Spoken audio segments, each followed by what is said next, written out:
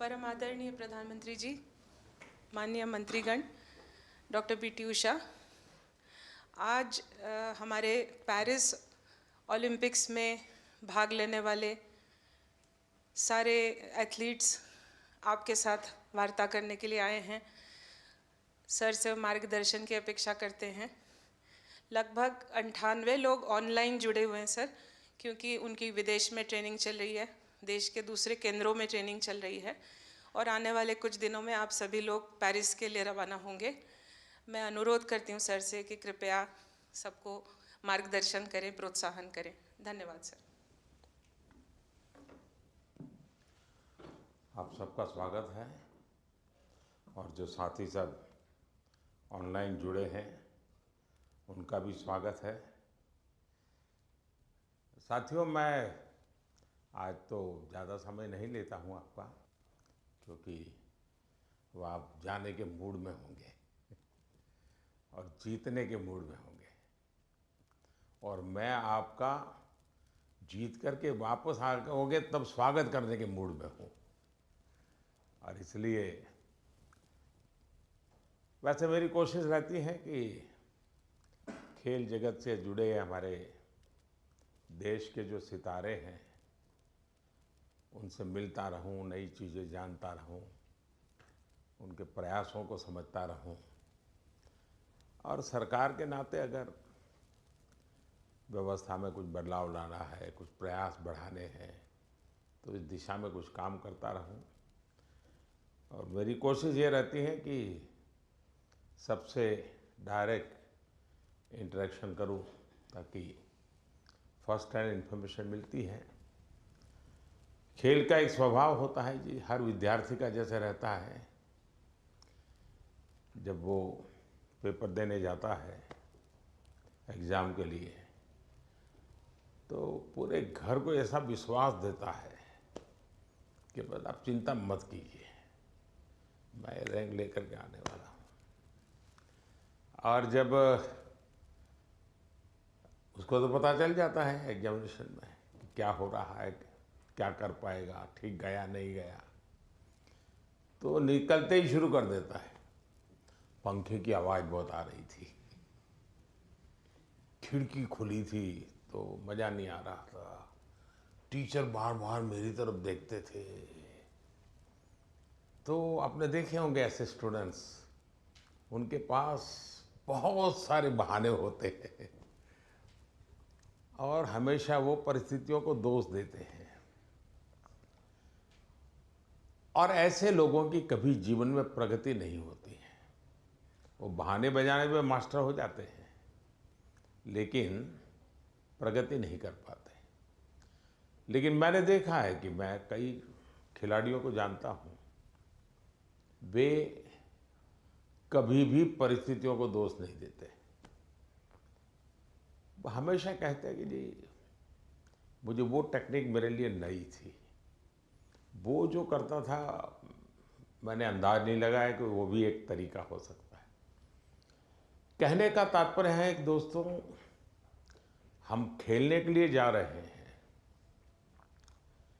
हम अपना best performance के लिए जा रहे हैं, लेकिन ओलंपिक सीखने का भी बहुत बड़ा मैदान होता है।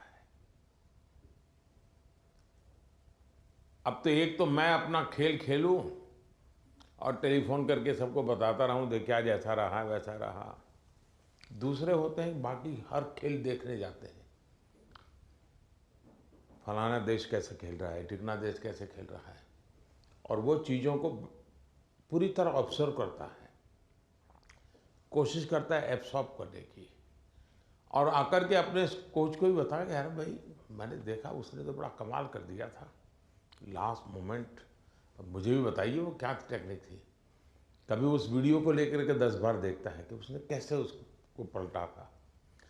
तो इन्हें जो सीखने की वृत्ति से काम करता है उसके लिए सीखने के बहुत अवसर होते हैं।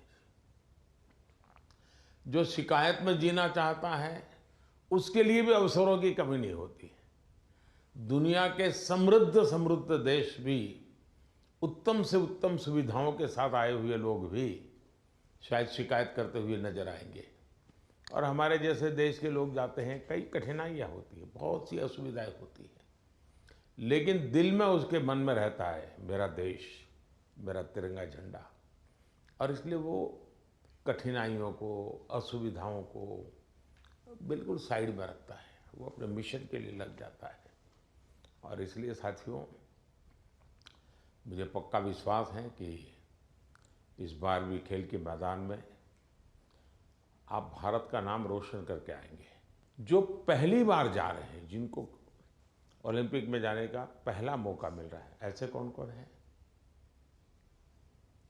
अच्छा, बेटियों की संख्या ज़्यादा है, पहलवानों की संख्या ज़्यादा है? अच्छा, जो पहली बार जा रहे हैं उनके मन में क्या चल रहा है, मैं ज़रा सुनना चाहूँगा, आप क्या सोच रहे हैं? आप में से कोई भी बताए। हाँ बताइए, आप कुछ कहना चाहती हो ना? ये पीछे, हाँ हाँ बताइए। हाँ, अपना परिचय बता दीजिए। और मैं रमिता जिंदल हूँ। एयर राइफल शूटिंग में मैं पहली बार ओलंपिक्स में जा रही हूँ, तो I am very excited to go because Olympics में जाने का सपना तो स्टार्टिंग से ही था मेरा, जब से स्पोर्ट्स स्टार्ट किया है मैंने।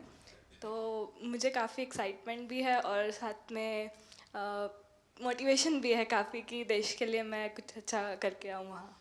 आपकी ट्रेनिंग कहाँ कहाँ हुई है? मैं हरियाणा से हूँ, बट मैं ट्रेनिंग चेन्नई में करती हूँ।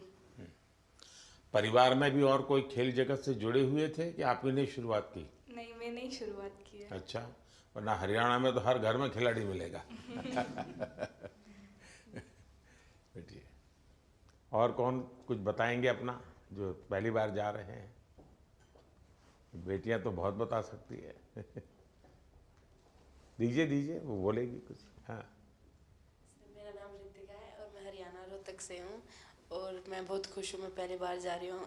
एक्साइटमेंट भी बहुत है कि मैं अपना मैट पे प्रदर्शन दिखाऊंगी, पूरे देश की नज़र मुझ पे होगी और सभी लोग दुआ भी कर रहे हैं और मैं भी अपना 100% दूंगी। शाबाश। और बोलिए ना। हाँ दीजिए, आप संकोच कर रही है, बोलना है, आपको बॉडी लैंग्वेज कह रही है। मेरा नाम अंतिम पंगाड़ है और मैं 53 केजी में रेसलिंग करती हूँ।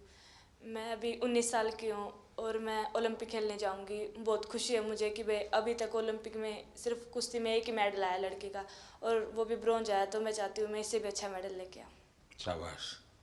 अच्छा, आप में से 18 से भी कम उम्र के कौन कौन है जिनकी एज 18 से कम है? एक, हाँ बताइए बेटा। Hi, I'm Dinidhi Desingu. I'm 14 years old. I'm from Kerala, but I represent Karnataka generally. I am really excited to go to the Olympics this year as being a part of Team India. It's a great honor and a great privilege that I got to be a part with such an amazing team this year. I know that it's just the start of my journey, and I know that there's a long, long way to go for me and for all of us over here. I hope that we all make our country proud, and I hope that we come back with great achievements and lifetime goals. Wish all the best. अच्छा, जो लोग 3 बार से ज़्यादा बार Olympic में गए हैं, ऐसे कौन कौन है? More than 3 times. हाँ, जरा उनसे सुनेंगे। हाँ, मोर देन 3 टाइम्स। हाँ बताइए। हाँ कहिए, झारखंड वालों को तो छूट है कुछ भी बोलने की। नमस्ते सर, मेरा नाम दीपिका कुमारी है, मैं आर्चरी को रिप्रेजेंट करती हूँ।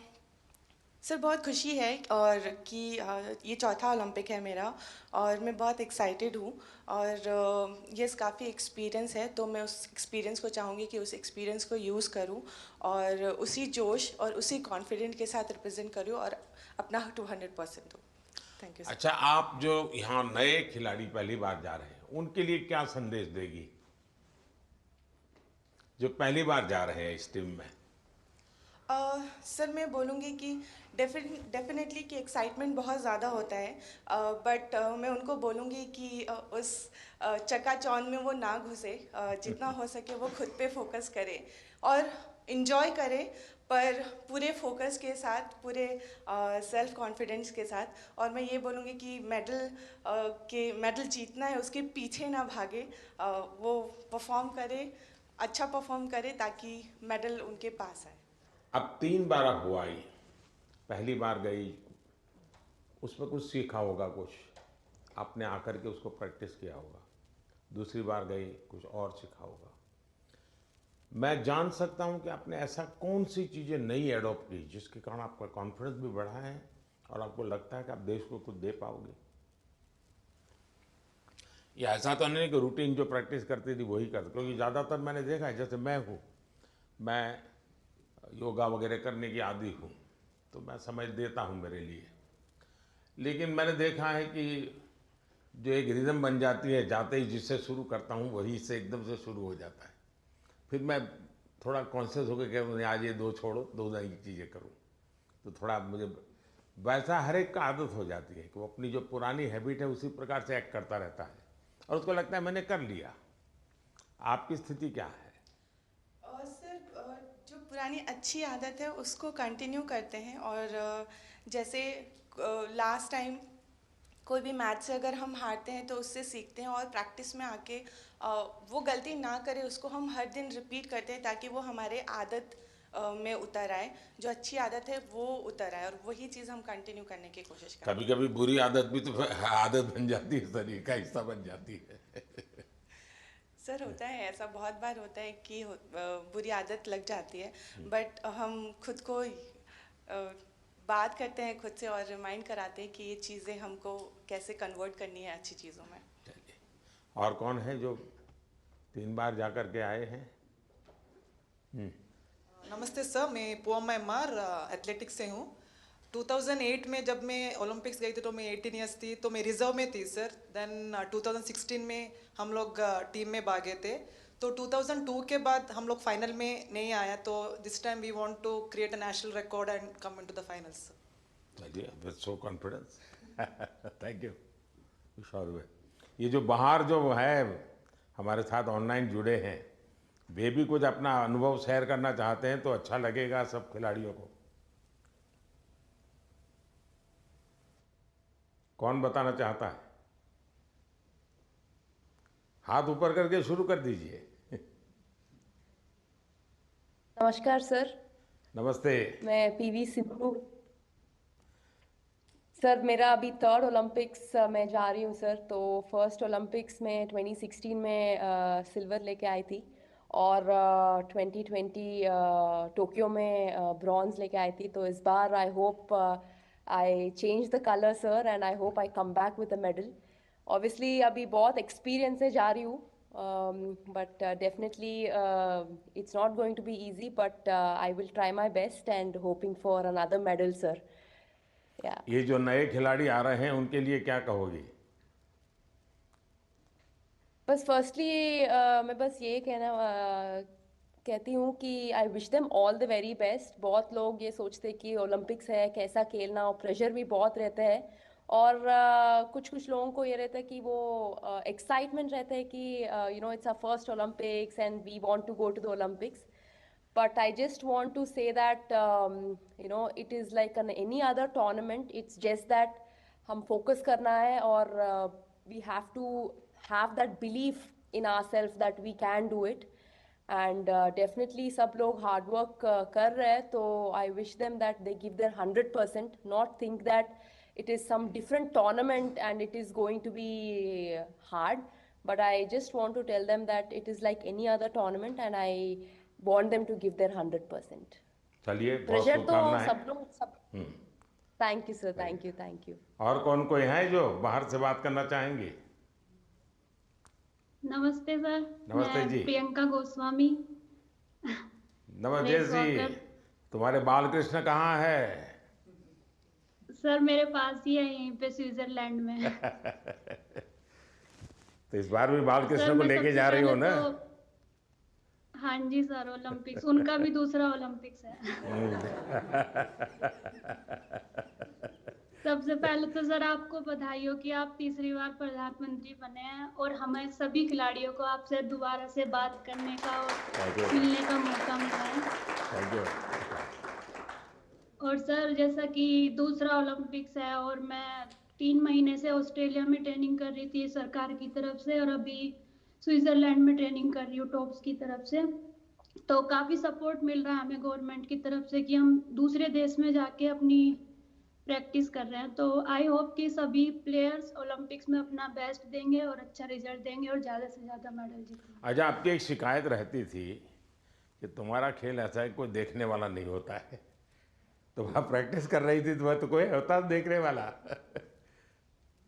हाँ सर, विदेशों में तो इस खेल को भी मतलब उतनी ही अहमियत दी जाती है जितनी की और खेलों में दी जाती है। तो अपने देश में थोड़ा सा कम था, लेकिन जब से आप भी उसको इनक्रेज कर रहे हो कि सब देखो, इस हर खिलाड़ी के लिए आप बोलते हैं, तो हमारे देश में भी बहुत लोग अभी खेल को देख रहे हैं और काफी बढ़ावा मिल रहा है खिलाड़ी को। और हमें भी सपोर्ट मिलता है कि कोई देखता है हमारा इवेंट कि हाँ सब बैठ के देख रहे हैं, तो हमें भी और मोटिवेशन आता है कि अच्छा करना है। चलिए, बहुत बहुत बधाई आपको। और कौन है वहाँ से कोई बात करना चाहेगा? सर नमस्कार सर। नमस्कार। मैं निखत बोल रही हूँ सर। मैं बॉक्सिंग में 50 कैटेगरी में इंडिया को रिप्रेजेंट करने जा रही हूँ ओलंपिक्स में, और ये मेरा पहला ओलंपिक्स है और मैं बहुत एक्साइटेड हूँ। एट द सेम टाइम अपने आप को फोकस रख रही हूँ क्योंकि पूरे देशवासियों का मेरे ऊपर एक्सपेक्टेशंस है, तो मैं उनकी उम्मीदों पे खड़े उतरना चाहती हूँ और अपने देश का नाम रोशन करके वापस लौटना चाहूँगी। बहुत बहुत शुभकामनाएं। नीरज कुछ कह रहे थे? हाँ नमस्ते नीरज। सर। नमस्ते भैया। कैसे हो सर? मैं वैसा ही हूँ। तेरा चूरमा अभी तक आया नहीं। चूरमा लेके आएंगे सर इस बार। पिछली बार वो दिल्ली में चीनी वाला चूरमा था, आपको हरियाणा का वही देसी तो। घी और गुड़ वाला नहीं, खिलाएंगे। मुझे तेरी बाग के हाथ का चूरमा खाना है। पक्का सर। बताइए। बिल्कुल सर, हम भी अभी बाहर हैं जर्मनी में और ट्रेनिंग बहुत अच्छी चल रही है। इस बार मैं काफ़ी कम कंपटीशन खेल रहा हूँ क्योंकि बीच बीच में मुझे एक इंजरी हो रही है, पर अभी काफ़ी बेटर है। अभी कुछ दिन पहले मैं फिनलैंड में कंपटीशन खेला था और वो काफ़ी अच्छा रहा। और 1 महीना है हमारे पास ओलंपिक्स के लिए और ट्रेनिंग बहुत बढ़िया चल रही है। कोशिश कर रहे हैं कि अपने आप को पूरा फिट करके जाएं पेरिस में और 100% दें सर अपनी कंट्री के लिए, क्योंकि 4 साल में आता है। मैं ये सभी एथलीट्स को ये बोलना चाहूँगा कि 4 साल में मौका मिलता है और अपने अंदर घुस के उस चीज़ को निकालें कि क्या वो चीज़ है जिससे हम अपना बेस्ट दे सकते हैं। क्योंकि मेरा टोक्यो मेरा पहला ओलंपिक्स था और पहले ओलंपिक्स में ही बहुत ही अच्छा रिजल्ट रहा, गोल्ड जीता देश के लिए। और उसका रीज़न मैं मानता हूँ कि यही है कि मन में डर नहीं था, निडर होके खेला और बहुत ही बिलीव था खुद पे कि ट्रेनिंग बहुत अच्छी हुई है। और मैं सभी एथलीट्स को ये बोलूँगा कि वैसे ही खेलें, किसी से डरने की घबराने की जरूरत नहीं है, क्योंकि वो भी इंसान है। कई बार हमको लगता है कि शायद यूरोपियंस ज़्यादा स्ट्रॉन्ग है या फिर यूएस के एथलीट या दूसरी कंट्रीज़ के ज़्यादा स्ट्रॉन्ग है, लेकिन वही है कि अगर हम खुद को पहचान लें कि हाँ हम इतनी मेहनत कर रहे हैं, अपने घर बार को छोड़ के इतनी दूर हैं, तो कुछ भी पॉसिबल है जी। चलिए, बहुत बढ़िया टिप दिए हैं सबको। मैं आपका धन्यवाद करता हूँ और आपको शुभकामनाएं देता हूँ। आपका स्वास्थ्य अच्छा रहे, 1 महीने में कोई नई इंजरी ना हो भाई। बिल्कुल सर, वही कोशिश कर रहे हैं। देखिए साथियों, आपने देखा होगा कि 2-3 बातें बहुत अच्छी निकली, क्योंकि आप जो अनुभवी लोग हैं उनसे जो जानने को मिलता है उसकी एक अहमियत होती है। जैसे आपको बताया गया कि वहाँ के तामझाम में डूब मत जाना, खो मत जाना, ये बहुत सही है जी। अदरवाइज हमारे लिए वो उसी का प्रभाव इतना होता है कि हम शायद अपनी चीज़ को फोकस नहीं कर पाते हैं। दूसरा, परमात्मा ने हमें एक कद दिया है, बाकी खिलाड़ी हमसे बड़े कद वाले होते हैं, लेकिन हम पक्का मान के चले यहाँ कद का खेल नहीं है जी। यहाँ कौशल्य का खेल है, आपकी टैलेंट का खेल है। सामने वाले का शरीर हमसे 2 फीट ऊंचा है, चौड़ा है, इसकी परवाह मत कीजिए। आपको अपने टैलेंट पे भरोसा होना चाहिए। और फिर सामने कितना ही शरीर मोटा हो, बड़ा तगड़ा हो, दिखने में बड़ा शानदार हो, तो वो जीत ही जाएगा मानने का कारण नहीं होता है। तो हमने कोशिश अपने पास जो कौशल है, अपने पास जो टैलेंट है, उस पर ही हमारा फोकस होना चाहिए और वही हमें परिणाम देता है। आपने देखा होगा कि बहुत सारे लोग, बहुत कुछ आता है उनको, लेकिन एग्जामिनेशन के समय गड़बड़ हो जाती है।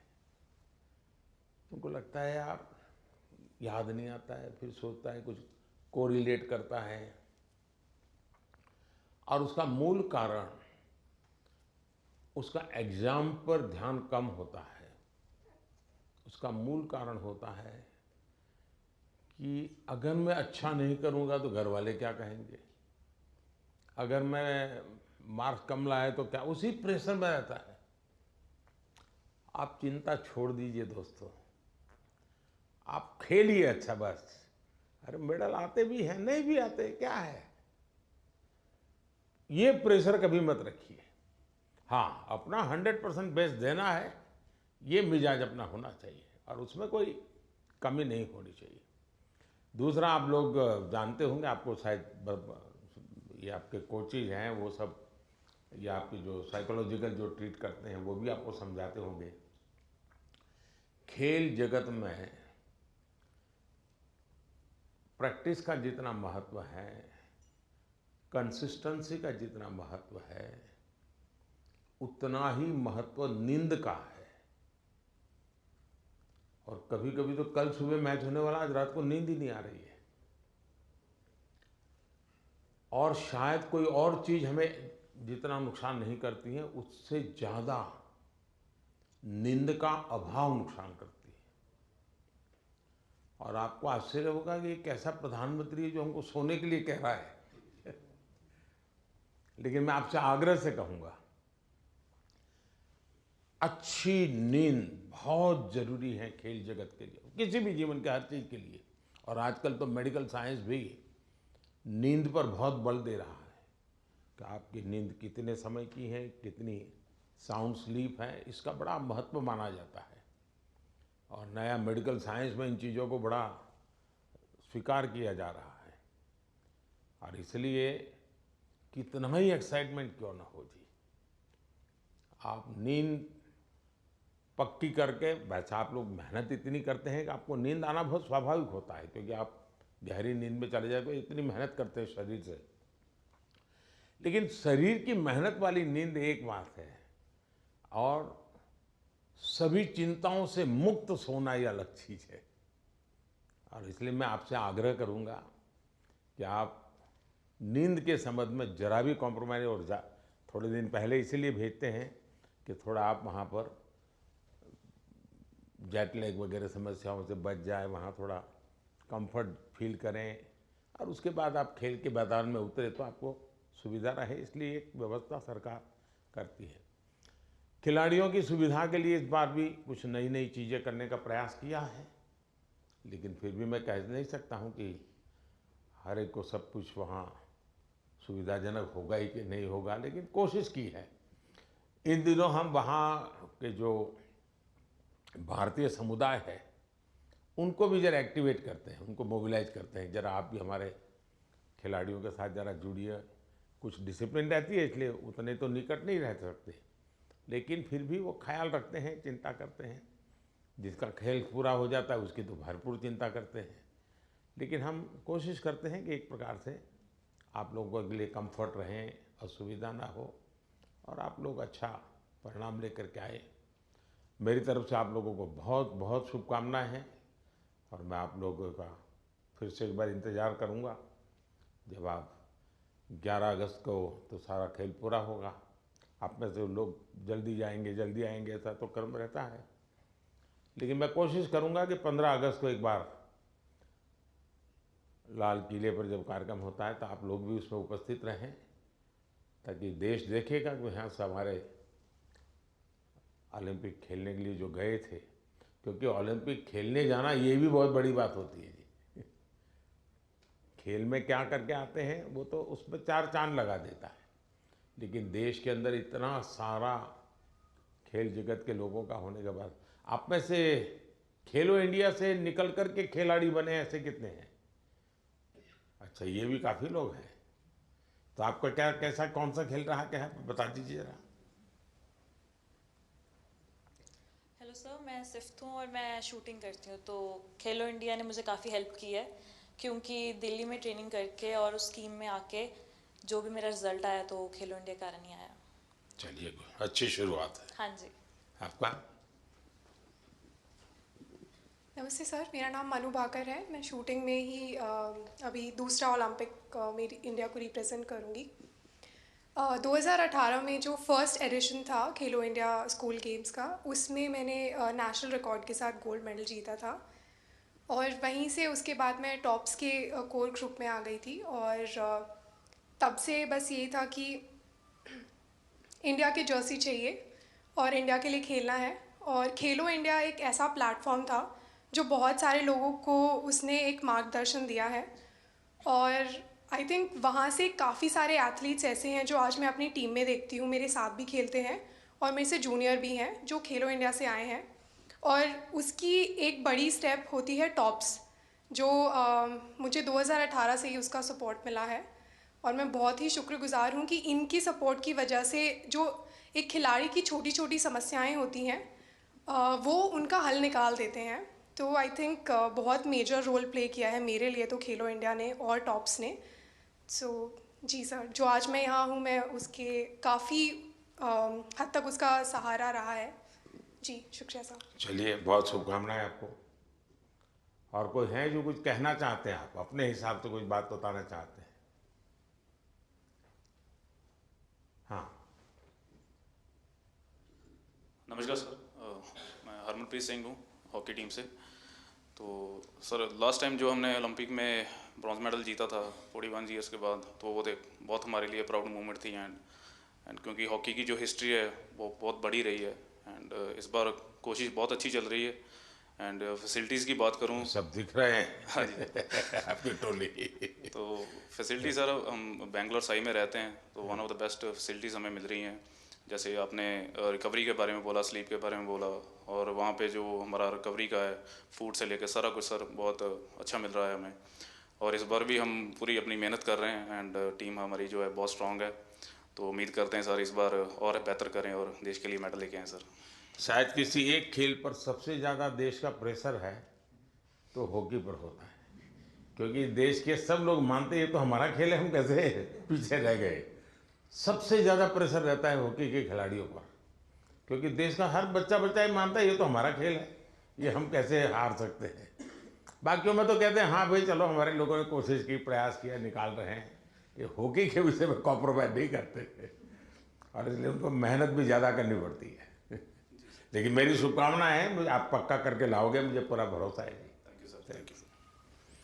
चलिए साहब, मैं आपसे यही कहूँगा कि ये देश के लिए कुछ कर गुजरने का एक अवसर होता है। आपने अपनी तपस्या से इस स्थान तक पहुँचे हैं, अब आपके लिए अवसर है देश को कुछ देने का। और देश को देने के लिए खुद का बेस्ट खेल के मैदान में देना पड़ता है। जो खेल के मैदान में खुद का बेस्ट देता है वो देश के लिए गौरव लेकर के आता है। और मुझे पक्का विश्वास है कि हमारे सभी साथी इस बार पुराने सारे रिकॉर्ड तोड़ करके आएंगे।